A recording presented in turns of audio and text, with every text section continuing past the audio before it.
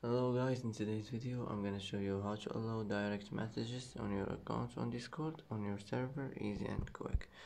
First click here. Now here you will find here allow direct messages. You have to click like this and that's it. It will be turned on, and that's how to allow direct messages on your account on Discord easy and quick. And that's it for today. And that's it for today's video. If you like this video, don't forget to like and don't forget to subscribe. For you. And thanks for watching. Thanks for watching till the end, and see you in the next video.